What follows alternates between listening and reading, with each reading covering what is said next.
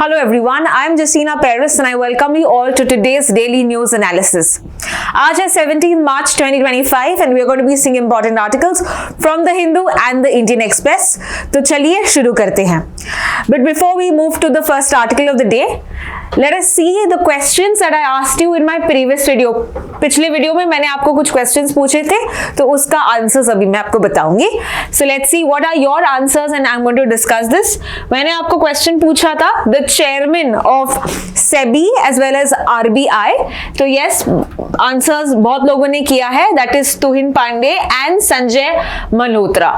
Okay, तो SEBI chief and RBI chief आपने answer किया है. इसके अलावा मैंने आपको पूछा था कि 12th March right is also Mauritius का national day because they honour Gandhi ji, और गांधी जी ने उस दिन में क्या शुरू किया था, दांडी मार्च right.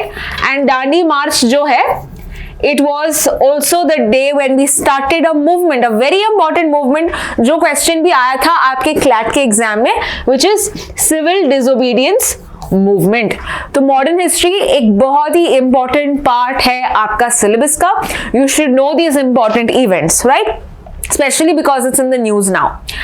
Apart from that TB के बारे में हमने डिस्कस किया था. तो टीबी का जो डिस्कवरी है ये मैंने क्वेश्चन पूछा था. Yes, that is given by Robert Koch. Okay, so he discovered this bacteria that is Mycobacterium tuberculosis. तो ये क्वेश्चंस मैंने आपको पूछे थे. And I also asked you Mahatma Gandhi India में कब आए थे. सो दैट वाज प्रवासी भारतीय दिवस. यस, 9 जनवरी 1915 जो इंडिया में मनाया जाता है एज NRI डे, यानी प्रवासी भारतीय दिवस. सो ये बहुत सारे लोगों ने यहाँ पे आंसर्स किया है. Very good. I see some new names also coming in. Mona, Jasmeeta, very well. ऐसे ही आंसर करो and we will be discussing such more questions even in today's video. So now let's start with the first article. तो ये Saturday का news है of course, क्योंकि हमने कल डिस्कस नहीं किया था. Let's discuss this issue. What has happened is USA ने अटैक किया है एक रिबेल ग्रुप को जिनका नाम है हुतीस. ठीक है, तो ये अटैक क्यों किया है, ये रिबेल ग्रुप क्या है, ये सब अभी हम जानेंगे. सो इस रिबेल अटैक में हम देखते हैं about 31 people were killed. Okay, let's see where about these Houthis, where are they located, कौन इनको सपोर्ट करता है, ये सब अभी हम जानेंगे. तो हुतीज की अगर हम बात करते हैं, ये यमन में प्रेडोमिनेंटली रहते हैं. ओके, यमन कहाँ पे है, ये देखो, ये अगर आपका मैप है आप देखते हो रेड सी के पास, Gulf of Aden, Arabian Sea, India इस पोर्शन पे आता है. सो नेबरिंग कंट्रीज इसके सऊदी अरेबिया और ओमान है. यमन का जो कैपिटल है ये सना में है. ठीक है, Sanaa. So this is where mainly the Houthis are located. Now ये जो हुतीज है दे आर ज़ैदी शियास. ओके, जो एक शिया इस्लामिक ग्रुप, जैसे डिफरेंट सेक्ट्स होते हैं रिलीजन में, तो इस्लाम में you must have heard about Sunnis, you heard about Shias right. तो शिया के सेक्ट के अंदर एक सेक्ट है ज़ैदी. सो ज़ैदी शियास का ये पार्ट है. Okay, now they were also engaged in the civil war. जब यमन में सिविल वॉर भी हुआ था फॉर अबाउट अ डेकेड, 10 साल तक they are mainly involve and they are located mainly in the capital of Yemen जो है सना. Correct. इसको सपोर्ट कौन किया जाता है, ये यमन के गवर्नमेंट के अगेंस्ट है राइट, बिकॉज सिविल वॉर है ये, यानी यमन गवर्नमेंट के अगेंस्ट है ये. लेकिन कौन इनको सपोर्ट कर रहा है, सपोर्ट कर रहा है ईरान. ये कंट्री इनको सपोर्ट कर रही है बिकॉज अगेन ईरान में इज ऑल्सो शिया डोमिनेटेड. ठीक है, so Iran is dominated mainly, उनका जो रिलीजन है we can talk about it is Shia Muslims. And इनके जो ऑपोजिशन है सऊदी अरेबिया की बात करते हैं. सो ये जो है predominantly which are the religion that they follow, the Sunni sect. ठीक है, ये इस्लाम के अलग अलग सेक्ट्स हैं. So Sunni and Shia. तो अगर ईरान सपोर्ट करता है हुतीस को, ठीक है, और हुतीस किससे लड़ते हैं, यमन के गवर्नमेंट से लड़ते हैं राइट. तो यमन के गवर्नमेंट को कौन सपोर्ट करता है, सऊदी अरेबिया जैसी कंट्री. क्लियर, ये आपको थोड़ा इंफॉर्मेशन जानना जरूरी है कौन किसको सपोर्ट करता है. तो मैं वापस से रिपीट करती हूँ. लड़ाई किसके साथ ज्यादा होती है? हुतीस जो यमन के कैपिटल में ज्यादा बस गए हैं, ठीक है। और ये किसके साथ लड़ रहे हैं? ये यमन गवर्नमेंट के साथ लड़ रहे हैं और बाकी के जो फोर्सेस है उनके साथ लड़ते हैं। तो ये जो है it's like a rebel group. Houthis को सपोर्ट करने वाले हैं ईरान, राइट, बिकॉज ये दोनों का लीनियर जो सेक्ट जो फॉलो करते हैं ऑलमोस्ट सिमिलर है, which is Shia. Whereas Yemen government को सपोर्ट कौन करता है?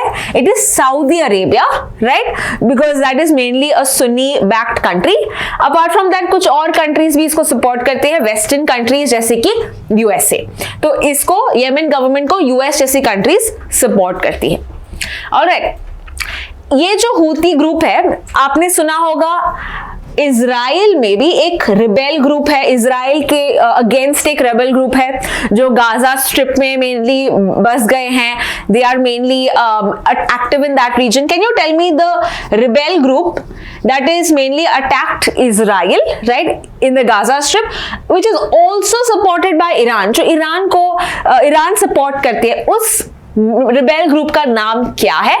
ओके, ये आपको मुझे कमेंट सेक्शन में बताना है। जो इजराइल के साथ जिन्होंने लड़ा था, mainly they are supporting a Palestine country, a free Palestine.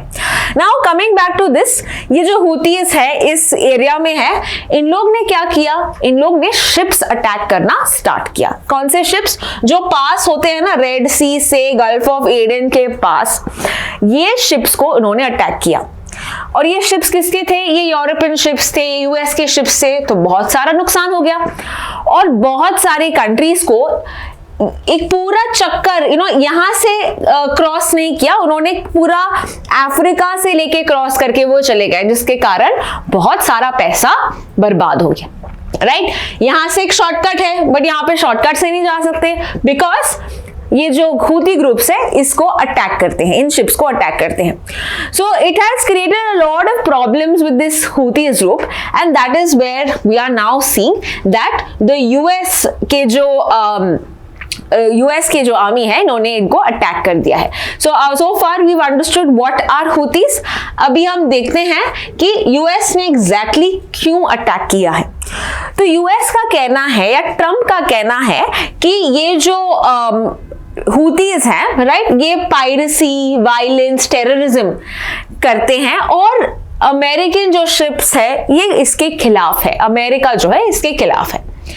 Apart from that ये जो शिपिंग जो है करते हैं, यूएस के शिप्स चले जाते हैं, उन पे भी अटैक करने लगे, है ना, which was not liked by the American companies, by the American citizens. That is why it was more important to give them a lesson, to teach them a lesson. तो इसीलिए उन्होंने इनको अटैक किया, because it's a very crucial waterway. मैंने बताया ना आपको, red Sea के पास, ओके, रेड सी के चारों ओर कौन सी कंट्रीज हैं, ये अगर आपने मैप में देखा है तो आप मुझे बता सकते हैं, आप ये कमेंट सेक्शन में डाल सकते हैं, बिकॉज ये पहली बार भी मैंने ये डिस्कस किया है। सो रेड सी के सराउंडिंग कंट्रीज, ऐसा क्वेश्चन पूछ सकते हैं, very important, it is in the news, specially because of the Israel war that was there. Apart from that उनका कहना है कि जो प्रेडेसेसर है यानी ट्रम्प के पहले कौन थे प्रेसिडेंट, जो बाइडेन, तो जो बाइडेन ने भी इन पे कुछ ज्यादा स्टैंड नहीं लिया है, बहुत ही वीक रिस्पॉन्स दिया है, जिसके कारण it was very compelling for Donald Trump to give them a message. और उन्होंने एक स्ट्रिक्ट एक वार्निंग जैसा दिया है कि I will bring down hello if you don't stop your tactics, जैसे आप इतना वायलेंस क्रिएट करते हैं, पायरेसी, ये सब अगर आप रोकोगे नहीं तो हम और भी आपको यहाँ पे अटैक करेंगे। तो अभी तक 31 people have been killed because of this attack, और ये पहला अटैक है after when we see US के प्रेसिडेंट, नए प्रेसिडेंट चुने हैं डोनाल्ड ट्रम्प के, पहला ये एक मिलिट्री अटैक है। So that is why it's very important event in the news. इससे कॉन्सिक्वेंसेस क्या होगी, what are the political consequences, इसका इंपैक्ट क्या होगा? तो पहला जो है, हुतीज ऑब्वियसली चुपचाप नहीं बैठेंगे, वो भी रिटेलिएट करेंगे। तो हुतीज ने यहाँ पे एक वाव किया है, एक ओथ लिया है कि हम भी यहाँ पे रिटेलिएट करेंगे यूएस के खिलाफ। इसके अलावा यहाँ पे और भी ज्यादा टेंशंस बढ़े हैं. Okay, there have been increased tensions that we see, and again more conflict with countries like Iran, because Iran is supporting Houthis, Yemen, okay, which is backed by US. तो यहाँ पे कुछ एक टेंशंस दिखाई दे रहे हैं, रीजनल टेंशंस यहाँ पे एस्केलेट हुए हैं. एंड फाइनली यहाँ पे shipping will not be safe, because यहाँ पे और भी ज्यादा डिसरप्शंस होंगे, इसका ये आर्टिकल का कहना है. तो ये पूरा हमने आर्टिकल देखा with regard to the US attacking the Houthi rebels जो येमेन में है. कौन है हूतीस ये भी देखा, और यूएस ने क्यों अटैक किया ये भी हमने समझा है. So let's now proceed to the next article. अगला आर्टिकल एक बिल के बारे में है जो टेबल किया जा रहा है हमारे पार्लियामेंट में. तो अगर ये अप्रूव होगा, इसके क्या क्या क्लॉजेस होंगे, क्या क्या प्रोविजंस होंगे, ये सब हम देखेंगे. इनफैक्ट ये कुछ दिन पहले ही मैंने ये आर्टिकल डिस्कस किया था कि एक नया बिल आने वाला है, लेकिन अभी जो है ये टेबल किया गया है and it is going to be soon approved by the parliament is what we're going to be seeing. So let's see what exactly is this new bill. The new bill is called Immigration and Foreigners Bill 2025. ये पुराने laws को replace करेगा. कौन से पुराने laws हैं? ऐसे 4 पुराने कॉलोनियल लॉज हैं, जैसे कि passport entry into India act 1920, registration of foreigners act 1939, foreigners act 1946, और एक नया एक्ट भी था immigration, that is carrier liability act 2000. Carriers liability is जो फॉरेनर्स को लेके आते हैं, for example airlines are carriers, right. तो कैरियर्स के ऊपर भी कुछ लाइबिलिटी होती है कि तुमको चेक करना होगा before getting the foreigners in the country, है ना. तो ये भी एक एक्ट था. तो ये पूरे एक्ट को क्लब करके एक ही सिंगल एक्ट है which will be the Immigration and Foreigners Bill. If it will be approved, it will be called as Immigration and Foreigners Act. Correct? Now, what exactly is this bill seeking to do? It aims to regulate all immigrations. तो अभी 3-4 laws नहीं होंगे, एक simple, एक सीधा साधा law होगा. तो एक important benefit of having this इस गवर्नमेंट का जो प्रोसीजर है, सिंप्लीफिकेशन ऑफ लॉज, ये पॉसिबल होगा when it is clubbing and having a single act.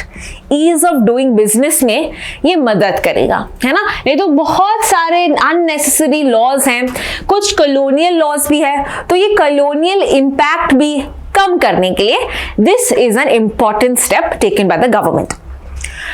Now what are the provisions given under this, ये अभी हम समझते हैं. पहला हम देखते हैं कि कुछ पनिशमेंट्स दिया गया है, as you can see in the headlines. अगर आप एक फॉरेनर हो और आपके पास फर्जी पासपोर्ट है या डॉक्यूमेंट्स नहीं है, तो क्या क्या पनिशमेंट्स हो सकते हैं, ये इस बिल के अंदर दिया गया है. तो पहले समझते हैं क्या क्या पनिशमेंट्स हैं. मान लो कि आपके पास एक फर्जी पासपोर्ट है, फॉर्ज्ड पासपोर्ट, ठीक है, या वीजा आपके पास नहीं है, आपने जैसे किसी को बनवा के, ऐसे मूवीज में देखा है ना कि ऐसे ही डुप्लीकेट पासपोर्ट्स बनाते हैं, तो वैसे करके आप इंडिया में एंटर हुए हो या एग्जिट किए या आप रह रहे हो इंडिया में, तो आपको यहाँ पे 2 से 7 साल की जेल की सजा हो सकती है, या 1 से 10 लाख का यहाँ पे फाइन भी हो सकता है. इसके अलावा मान लो कि कोई फॉरेनर एंटर कर रहा है लेकिन उसके पास वैलिड डॉक्यूमेंट्स नहीं है, ओके, कोई दूसरा डॉक्यूमेंट्स नहीं, तो वो 5 years इन जेल या अप टू 5 lakhs का फाइन भी यहाँ पे चुकाना पड़ेगा. सो दिस इज अ पनिशमेंट. अभी देखते हैं. Now, what about the foreigners जो लंबे समय के लिए रह रहे हैं? लंबे समय का मतलब क्या है? डेफिनेशन क्या है?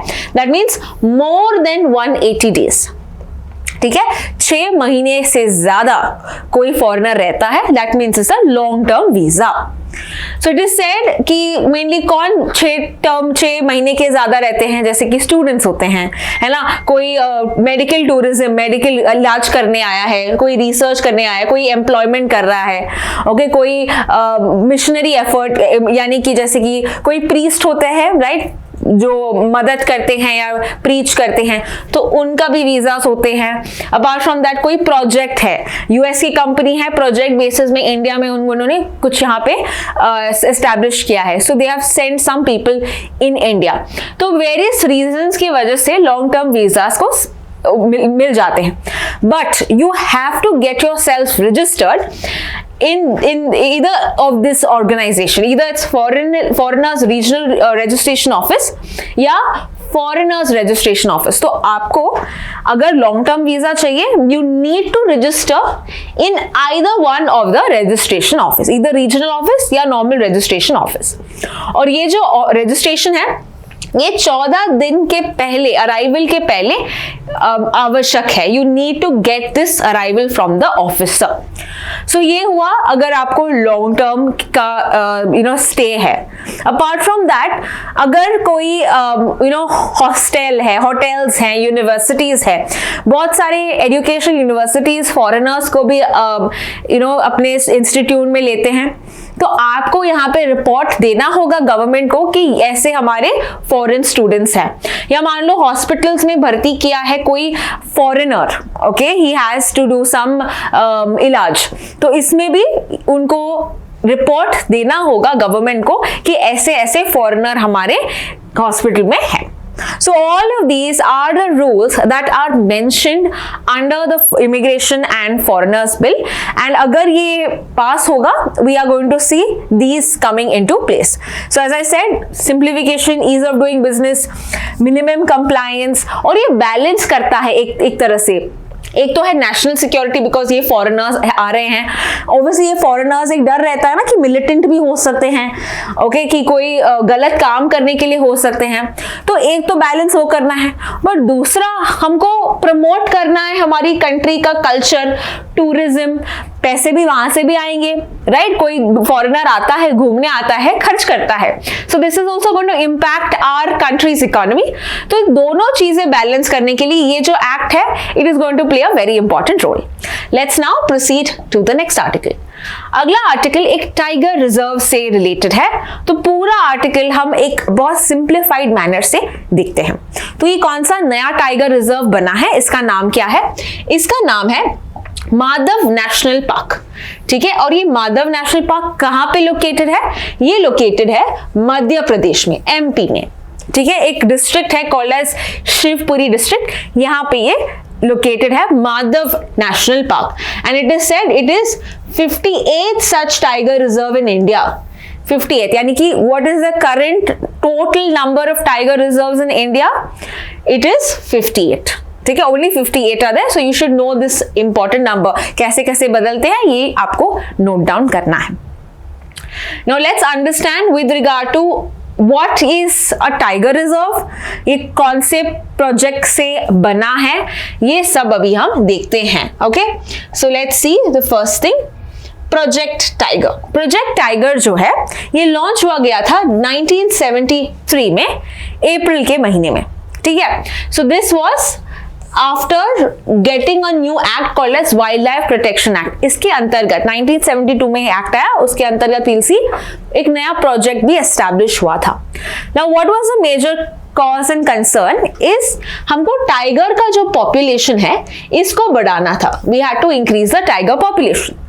रीजन बीइंग, टाइगर का जो नंबर्स है ये कम हो रहे थे। Why were they reducing? Because लोग इसको हंटिंग कर रहे थे या ये डिफॉरेस्टेशन हो रहा था, जंगल को काट रहे थे, तो tigers are dispersing, they are also attacking humans, right? ये हर जगह फैल के they were attacking and therefore hunting also was made. So this led to reducing the numbers of tigers. फिर उस टाइम पे इंदिरा गांधी जब प्राइम मिनिस्टर थी, what did she do?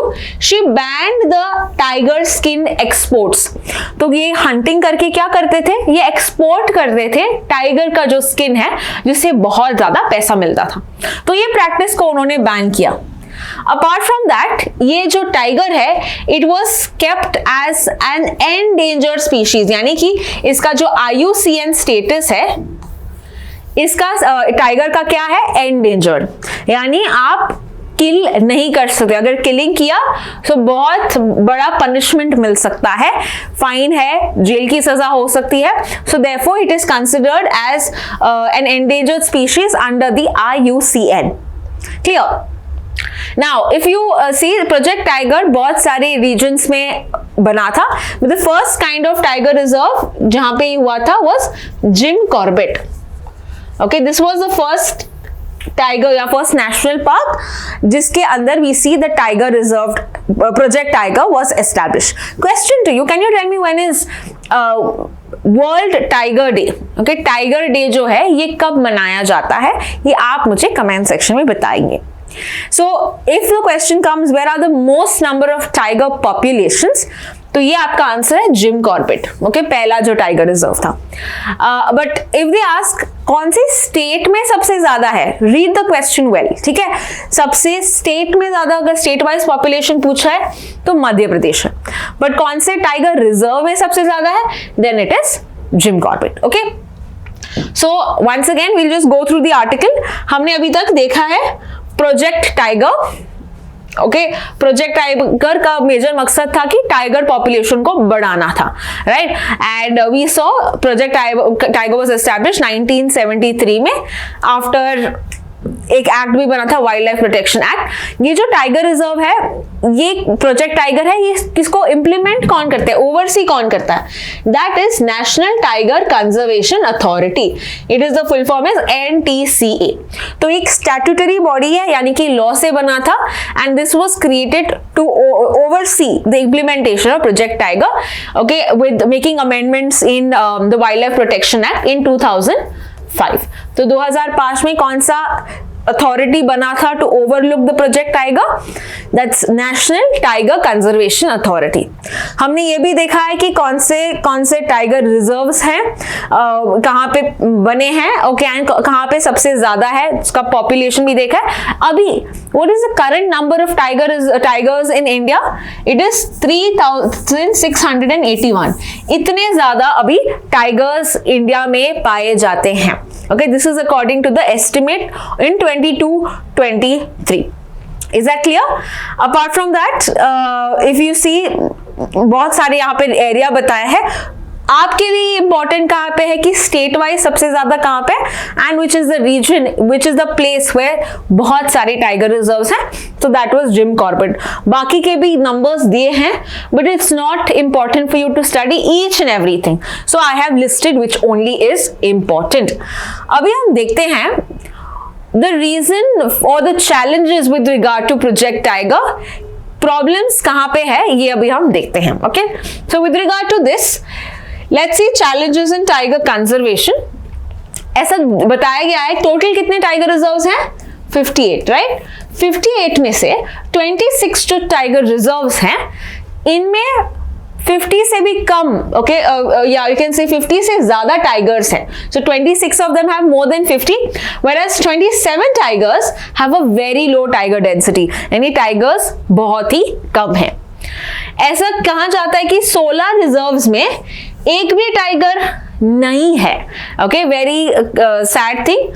Some are only males and some are only fewer than 5 tigers. तो 16 reserves ऐसे हैं जहां में कुछ में कोई भी टाइगर्स नहीं है, या सिर्फ मेल्स हैं या सिर्फ फीमेल्स हैं. ऐसे करके we see that the number is very very low. Apart from that, जहां पे एक्सटिंक्शन ऑफ टाइगर्स हैं, जहां पे किस टाइगर रिजर्व में टाइगर्स ही गायब हो गए हैं, कौन सा है वो? सटकोसिया टाइगर रिजर्व, जो ओडिशा में. Very important. ठीक है, टाइगर्स ही गायब. And finally, why are tigers declining? Threats क्या है? थ्रेट ये है कि यहाँ पे कंडीशंस ठीक नहीं है, socio economic conditions, instability, insurgency है. Okay, you must have word like naxalism है, मिलिटेंसी है, माइनिंग प्रेशर्स है, यानी यहाँ पे हम गवर्नमेंट या जो कंपनीज हैं फैक्ट्रीज बना रही है, तो जो फॉरेस्ट एरिया ये कम हो रहा है, जिसके कारण यहाँ पे टाइगर रिजर्व्स भाग जा रहे हैं, right? And apart from that, forest resource competition भी है. ये जो लोकल्स भी है, they are also reliant on the forest. Private institutions are reliant, resorts बनाना चाहते हैं, जिसके कारण जो है फॉरेस्ट हम डिफॉरेस्टेशन ज्यादा हो रहा है. And we see that the tigers उनका जो हैबिटेट है ये अफेक्ट होता है. So this is because now we know that hunting तो नहीं होता है ज्यादा, क्योंकि हंटिंग तो बैन किया है, राइट. वी सी दैट 1969 के बाद 1970s के टाइम पे वी सी दैट हंटिंग ये जो प्रैक्टिस है ये स्टॉप हुआ है. तो दूसरे प्रॉब्लम्स यहाँ पे सरफेस हुए हैं. So this is all with regard to the tiger reserve and the 58 tiger reserve in that's the Madhav national park in Madhya Pradesh. Let's proceed to the next article. अगला जो आर्टिकल है इलॉन मस्क का Starlink के बारे में है. तो इसका पूरा आर्टिकल अच्छे से जान लेते हैं what exactly is happen. Now there are two Indian companies, एक है भारती एयरटेल एंड दूसरा है रिलायंस का जियो. ये दोनों ने एक पैक्ट एस्टैब्लिश किया है, साइन किया है. किसके साथ? स्टारलिंक के साथ. ओके, किसने साइन किया है? स्टारलिंक ने. एक है एयरटेल और दूसरा है Reliance Jio. Okay, very important information. Starlink किस कंपनी का है? स्टारलिंक है स्पेस एक्स का. ओके, और स्पेस एक्स कौन ओन करता है? Elon Musk. ओके, सब कुछ Elon Musk mainly, very important. Okay, अगर हम ट्विटर या एक्स की बात करें, ये गवर्नमेंट, यूएस के गवर्नमेंट में भी एक इंपॉर्टेंट रोल प्ले करते हैं. So he is all over the news now. तो इसका जो स्पेस एक्स है, इनका एक पार्ट है कॉल्ड एज स्टारलिंक. स्टारलिंक इस ऑर्गेनाइजेशन ने एस्टैब्लिश किया एक पैक्ट एयरटेल और रिलायंस जियो के साथ. अब ये स्टारलिंक क्या है अभी हम समझते हैं. स्टारलिंक की बात करें, इट इज अ कॉन्स्टेलेशन, यानी it has a more number of satellites. ये एक दो सैटेलाइट्स नहीं है, बहुत सारे सैटेलाइट्स हैं. कितने? 7000 से ज्यादा. 7000 से ज्यादा. और कहां पे लोकेटेड है ये? लो अर्थ ऑर्बिट. लो अर्थ ऑर्बिट की बात करें, it is about 400 kilometres about the earth surface. Okay, so it's very close to the earth. और ये बहुत यू कैन से क्राउडेड है. पूरे अर्थ को यहाँ पे मैपिंग किया जा रहा है इन स्टारलिंक के सैटेलाइट्स के थ्रू. इसको ओन किया जा रहा है बाय द इलॉन मस्क का कंपनी है स्पेसएक्स. ये इसका एक प्रोजेक्ट है. और अभी ये जो स्टारलिंक है, it is available to more than 40 countries. Okay, तो ये क्या प्रोवाइड करता है? ये प्रोवाइड करता है इंटरनेट सर्विसेज. ओके, यानी कि सैटेलाइट से डायरेक्टली आपको यहां पे इंटरनेट प्रोवाइड होता है by way of connection. Clear? So this is what Starlink is all about.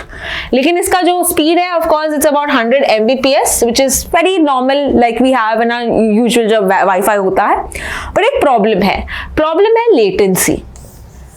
Okay, latency क्या होता है? The time that is taken to send data, इसको हम बोलते हैं लेटेंसी. तो लेटेंसी जो है ज्यादा होना चाहिए, कम होना चाहिए? क्या ज्यादा टाइम लगना चाहिए डेटा को पास करने में, या कम टाइम होना चाहिए डेटा को पास करने में?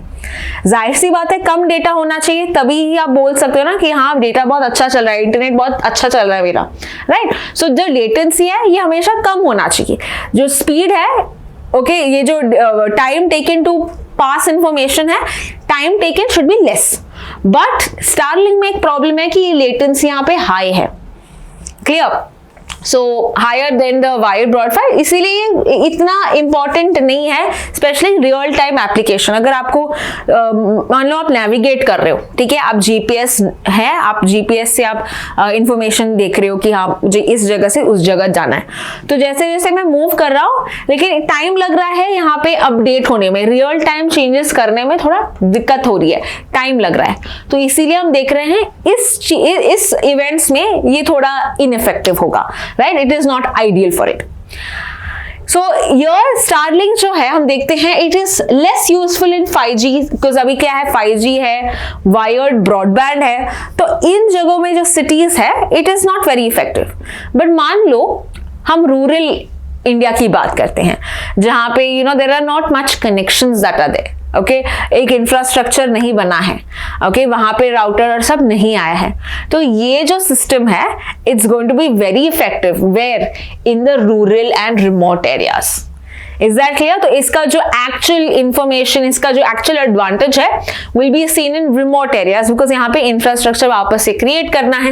Whereas Starlink has more simplified, because आप डायरेक्टली इंटरनेट सैटेलाइट के थ्रू यहाँ पे internet connections by connecting it to ground stations. तो ग्राउंड स्टेशंस होंगे, but it won't be that as difficult as we see in cities. So what are the two cost that we see when we talk about the Starlink? तो एक तो cost है कि जो hardware है, right, उसका जो ग्राउंड स्टेशन है, जो राउटर है, उसका थोड़ा मिनिमम कॉस्ट होगा। सेकेंड कॉस्ट है जो सर्विसेज चार्जेस होते हैं, जैसे मंथली सब्सक्रिप्शन फी, जैसे मंथली आप वाईफाई बिल भरते हो, राइट। सो वैसे दो यहाँ पे मेजर कॉस्ट होंगे, and prices are mainly going to be high because ये जो सर्विसेज है पूरे कंट्री, पूरे वर्ल्ड में सेम चार्जेस होते हैं, तो इसीलिए we will see that the cost will be high. So एक चैलेंज यहाँ पे हम देख रहे हैं स्टारलिंक का। दूसरा चैलेंज हम देख रहे हैं जो स्टारलिंक है, right, it needs proper authorisation. अगर वो चल रहा है इंडिया में, it needs to get licensing and everything, right. तो ये लाइसेंसिंग और सब कौन देता है? There is the global mobile personal communication by satellite, ये लाइसेंस है, ओके। ये लाइसेंस का नाम है, जो कौन देता है? Under the telecommunication act of 2023। So under this act it needs to get the licensing, लेकिन अभी के लिए यहाँ पे रूल्स जो है अभी भी बनने बाकी है, it's yet to be publish, so we are yet to see. So यहाँ पे प्रॉपर यहाँ पे इंफॉर्मेशन ही नहीं है कि रूल्स क्या है, ओके, कैसे यहाँ पे ऑपरेट करेगा स्टारलिंक, ये सब अभी इंफॉर्मेशन सबके लिए क्वेश्चन मार्क है। थर्ड चैलेंज ये है कि it has to establish these ground stations. मैंने बोला ना कि सैटेलाइट इंटरनेट प्रोवाइड कर रहा है to the masses, but it needs to connect to a ground station, right. एक ग्राउंड स्टेशन को कनेक्ट करके वो फिर इंटरनेट प्रोवाइड करेगा। तो ये ग्राउंड स्टेशन में भी इंडिया में प्रोवाइड करना है ताकि ये इंटरनेट सर्विसेज प्रोवाइड कर पाए। सो उसका भी यहाँ पे कंप्लायंस होना चाहिए with regard to the telecom regulations. हमारे जो इंडिया में टेलीकॉम रेगुलेशंस है उसका वो पालन करना चाहिए। So all of this are like the challenges that we see of Starlink. तो बेसिक से बेसिक यहाँ पे ऐसे क्वेश्चंस आ सकते हैं कि स्टारलिंक किस कंपनी का है, स्टारलिंक क्या काम करता है, कौन से सर्विसेज प्रोवाइड करता है, ये सब आपको ऐसे क्वेश्चंस आ सकते हैं। Clear? Let's now proceed to the next article. अगला जो आर्टिकल है मेनहर्स के बारे में है। What are these menhirs? आप यहाँ पे पिक्चर देख सकते हो, it's something like a long stone, है ना, एक अपराइट स्ट्रेट स्टोन जैसा रखा है, इसका मतलब है menhirs, okay. Now what exactly it is, let's understand. तो एक साइट है, साइट का नाम है मुडुमल मेगालिथिक मेनहर्स, ओके। तो ये कहाँ पे है? ये लोकेटेड है तेलंगाना में, ओके। तेलंगाना में साइट का नाम क्या है? Mudumal megalith menhirs. तो ये second such UNESCO world heritage site है तेलंगाना का, ओके, अगर सून बनने वाला है। And it is also one of the sites which are given, कि ये टेंटेटिव लिस्ट है कि हमारे कौन से साइट्स को यूनेस्को हेरिटेज मिलना चाहिए। What exactly is this UNESCO world heritage? UNESCO world heritage जो है ये साइट्स को रिकॉग्नाइज करता है, ओके, ताकि हम कंजर्व कर सकते हैं, इसको प्रिजर्व कर सकते हैं, बिकॉज इसमें कुछ हिस्टोरिकल सिग्निफिकेंस है, कोई नेचुरल सिग्निफिकेंस है, या कोई मिक्स सिग्निफिकेंस है, ओके। रिलीजियस सिग्निफिकेंस हो सकता है, या ये सिग्निफिकेंस हो सकता है उसका नेचुरल ब्यूटी का, ओके। सो ये एक वर्ल्ड का एक रिकग्निशन होता है। तो हर कंट्री में कुछ उनके साइट्स होते हैं। इंडिया में भी ऐसे यूनेस्को वर्ल्ड हेरिटेज साइट्स है, और इंडिया में कितने हैं?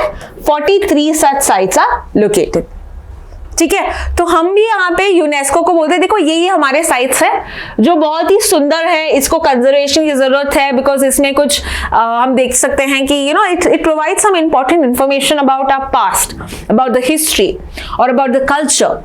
तो हम यूनेस्को यहाँ पे एक टेंटेटिव लिस्ट देते हैं। तो ये जो लिस्ट हमने डिस्कस किया, that was mentioned in that tentative list. तो अगर ये बन जाता है, this is going to be second such site in Telangana to get this particular status. Okay, अब ये क्या है, आपने नेम में देखा होगा मेनहर्स। मेनहर्स क्या होता है? Menhirs as I see it's a upright standing stone. Okay, बिल्कुल एक रीजन में एक बड़ा सा ऐसा स्टोन होता है, इसको बोलते हैं मेनहर्स। ओके, और ये थोड़ा टेपरिंग होता है, यानी आप देख सकते हो on the tip it is a little more narrow, ठीक है, एट द टॉप। और ये मैन मेड होता है, it is placed bye humans. Okay, so it's man made, ये मैन इसको शेप करके इसको रखता है। So the largest serving menhir that we see is Grand Menhir Brice, which is in France. कहाँ पे located है? France. It is said about a very old such structure that we find 20.6 meters tall होता है। और Britney या Brittonic जो language वो बोलते हैं, इसमें से ही हम मेनहर्स का जो वर्ड है, बहुत ही अजीब सा नाम है, राइट, मेनहर्स, लेकिन ये कहाँ से आता है? ब्रिटोनिक लैंग्वेज से। So here you can C main का मतलब है स्टोन और हीर का मतलब है लॉन्ग। सो लिटरली इसका मतलब है long stone. Okay, so the term was used by a French antiquarian, that's Théophile Corret de Latour, in the 18th century. No need to know, but just for your understanding, ये France से ये term ये originate हुआ है। Now, what is so important about this particular site? It is said that Manhar जो है, ये मुदुमल जो मिला है, it was a megalithic astronomical observatory। उस टाइम पे हम देखते हैं it was an observatory। तो ये जो rising of the sun, setting of the sun, right, summer, winter solstice, ये सब ये ऑब्जर्व करते थे उस टाइम पे जो लोग थे। Okay, and this is of course talking about way you know neolithic के टाइम पे भी जैसे साइट्स मिले हैं। ओके, स्टोन एज के टाइम पे भी ऐसे साइट्स मिले हैं which talks about the rich history of menhirs. Now why do they deserve the UNESCO recognition? इनको यूनेस्को रिकग्निशन क्यों देना चाहिए, ये भी आर्टिकल कवर करता है। तो एक बोलता है कि हमको ये इंसाइट्स देता है with regard to the life of the early humans, वो कैसे रहते थे उनके बारे में, या उसका जो पर्पस है, इससे हमको सीख मिलती है कि इनका लाइफस्टाइल कैसा था या इनका जो वे ऑफ लिविंग था। Like here we come to know it's an observatory, right, so इनका जो knowledge with regard to physics, ये सब पता चलता है। Second thing, we also understand the efforts जो उन्होंने लिया है to build these structures, right? तो इससे उनका जो कारीगर है, जो कंस्ट्रक्शन है, ये भी हमको पता चलता है by looking at these menhirs। तो ये जो साइट में हमको मिला है, okay, it helps us to understand our rich culture and history. So it basically talks about some cultural site that we've got in India, and इसको protect करना भी आवश्यक है, and therefore we have it being placed under the tentative list of UNESCO. Let's now proceed to the next article. अगला जो article है, it is with regard to a conference, a very important conference. What is the name of the conference? It's just the 4th conference of global intelligence and security chiefs. यानी कि दुनिया भर में जो भी सिक्योरिटी या you know intelligence से लेके हेड्स होते हैं, जैसे इंडिया में कौन कौन सा ऐसा इंटेलिजेंस है? Raw, right, research and analysis wing, you must have heard ना, ऐसे बहुत सारी मूवीज भी देखे होंगे जैसे रॉ से रिलेटेड। तो हर कंट्री में उनका एक स्पेशल इंटेलिजेंस एजेंसीज होता है, और इन इंटेलिजेंस एजेंसीज का काम क्या होता है? रिसर्च करना, ताकि अगर कोई सिक्योरिटी थ्रेट हो, राइट, उसको यहाँ पे न्यूट्रलाइज करना, या उसको पकड़ना, या उसको इंश्योर करना कि हमारा इंडिया जो है या हमारी कंट्री जो है, it is safe from this threats, right? So therefore it plays a very important role in the security and safety of the country. तो अभी एक 4th कॉन्फ्रेंस एस्टैब्लिश किया गया है, and who has hosted this? It is our national security advisor. कौन है हमारा national security advisor? It is Ajit Doval. Okay, and this is held where? It's going to be in Delhi. Okay, 17 से लेके 19 तक। Okay, 17 is the conference. 17 से लेके 19 तक एक और कॉन्फ्रेंस होने वाला है, तो उसका भी कॉन्फ्रेंस का हम देखते हैं। It's called as a Raisina Dialogue. What is Raisina Dialogue?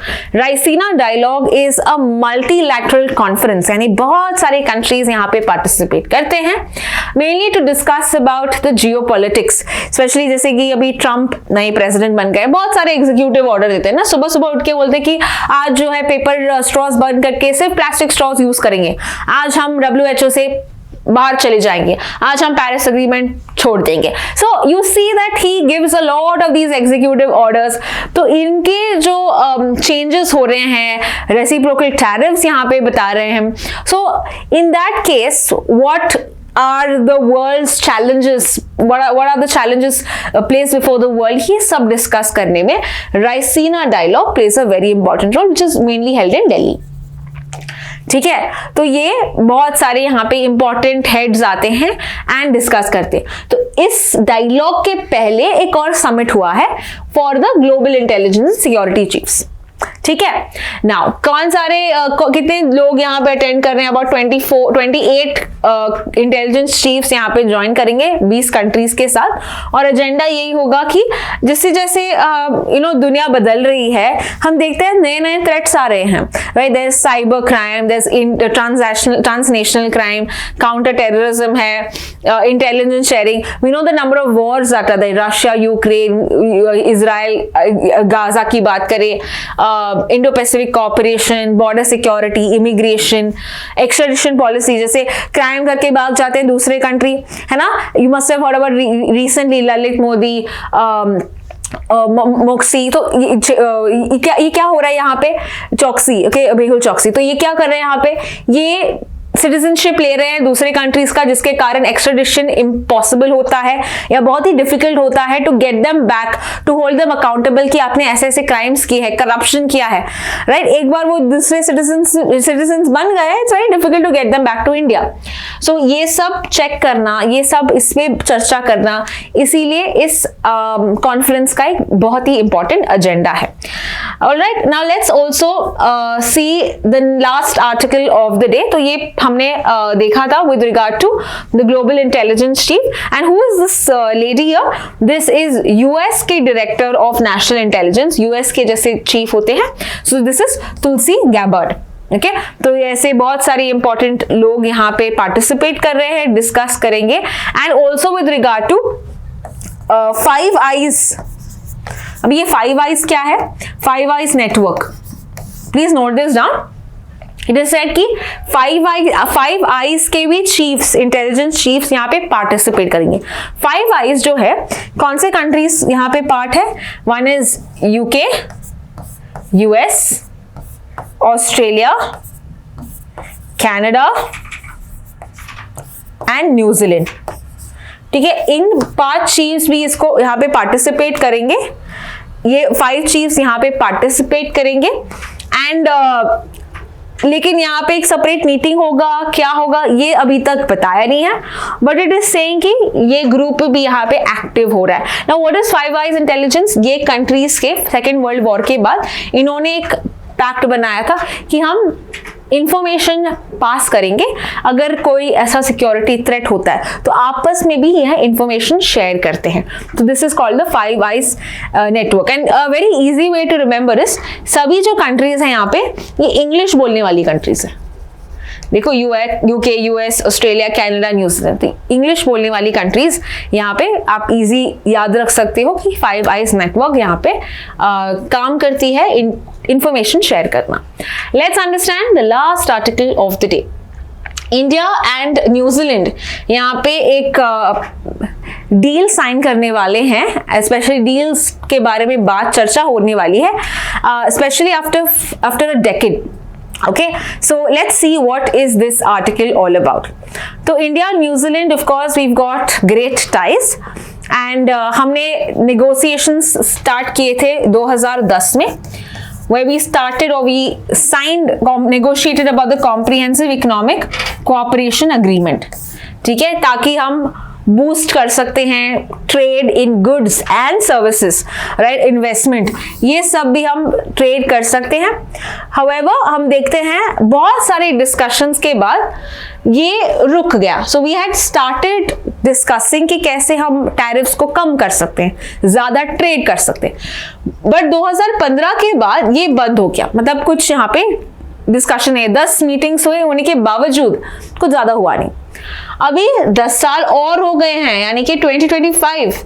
Now we are looking at maybe we going to have some pact, some यहाँ पे कुछ शेयर करेंगे information, something that we are looking forward to. Okay, so this is with regard to the India New Zealand. यहाँ के New Zealand के chief minister का, prime minister का नाम क्या है? Please write that down, Christopher Luxon. Okay, ऐसे आपको क्वेश्चंस भी आ सकते हैं। So New Zealand prime minister Christopher Luxon, and इसका जो कैपिटल है it is in Wellington. New Zealand का कैपिटल कहां पे है? Wellington. Now it is said India और New Zealand, why have they not been successful in creating? Because अब देखते हो न्यूजीलैंड में जो टैक्सेस होते हैं ये बहुत कम होते हैं। ओके, इट इज अबाउट 2%, 2.3%, मतलब इंडिया में टैरिफ्स जो है एवरेज की बात करें तो 17%, 18% होता है, right? So that is why we see that taxes हमको कम करने पड़ेंगे अगर हम ये टैरिफ फ्री ट्रेड अग्रीमेंट रख रहे हैं। तो इंडिया को यहाँ पे लॉसेस झेलने पड़ेंगे, is a cause of concern with the agreement, because हमारे टैक्सेस ज्यादा है, तो अगर ये अग्रीमेंट हुआ तो टैक्सेस कम करने पड़ेंगे, जिसके कारण इंडिया को लॉसेस झेलने पड़ेंगे। So this is where we see that, let's see what are the talks that are there. अगर ये अग्रीमेंट होता है तो इंडिया यहाँ पे कैसे बेनिफिट्स अचीव कर सकती है, पॉजिटिव्स क्या होंगे, ये सब हम देखते हैं। So that is all with regard to today's article. बहुत सारे इंटरेस्टिंग आर्टिकल्स पढ़े थे हमने। We will see more such articles in the coming sessions. Don't forget to watch the 20 GK questions because यहाँ पे हम डिस्कस करेंगे जो भी आज के आर्टिकल्स हैं उससे related MCQs I'll be discussing in the next video. So thank you so much for watching.